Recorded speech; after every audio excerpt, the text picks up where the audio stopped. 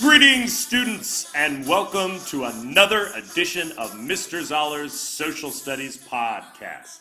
Now, today we are going to be talking about the Mongol Empire. And in order to talk about the Mongols, the first thing then that we need to do is establish an understanding of who the Mongols were.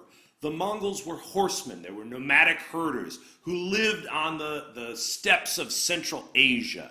And they spent their lives migrating around the steppes, searching for sources of food for their sheep and their horses, the herds that they possessed. Their life was centered around the horse. Nearly every single thing that they did in their lives involved the horse, whether that was procuring food, transportation, warfare. They relied on those horses, which meant that they needed to be mobile.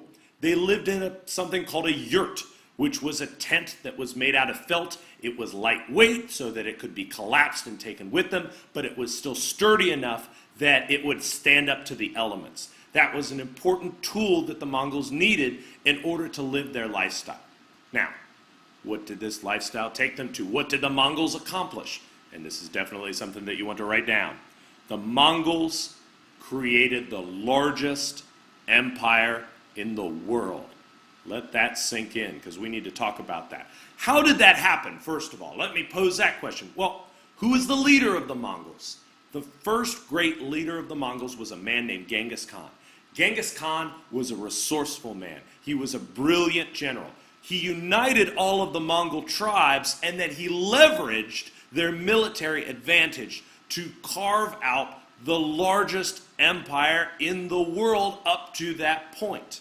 Where did he invade? Well, Mongol forces made it all the way into modern-day Russia, India, China, Japan, Europe, and the Middle East.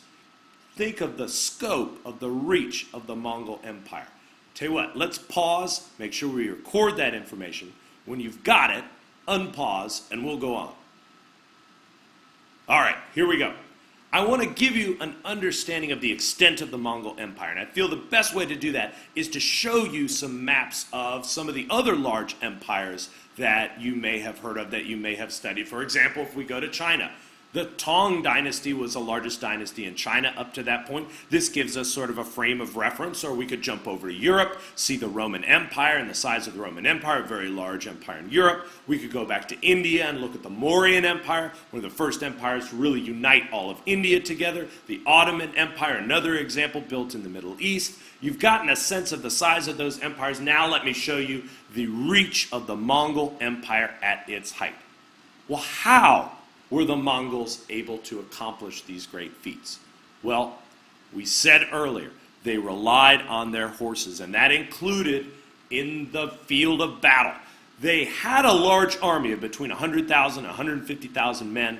That's not quite as large as some of the other armies that you've studied in history, but the Mongols had the advantage that their entire army was made up of cavalry, meaning that these guys were fighting on horseback. They had iron stirrups that allowed them to steer their horse without using their hands. That freed up both of their arms to be able to shoot their bows and arrows. They would surround the enemy and fire arrows at them. And if they realized that their enemy was strong, they also had the ability then to move away quickly and fight another day, fight at another time when the circumstances would be more to their advantage.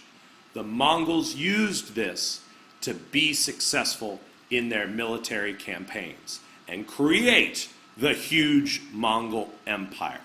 Now, if you have an empire that is covering all of Central Asia, from China all the way into Europe, then I want to pose a question to you. What effect do you think that that would have had on Silk Road trade? This is a big concept, so I tell you what, I'd like you to pause the video again and give some thought to this and record your answer. When you're done, unpause the video.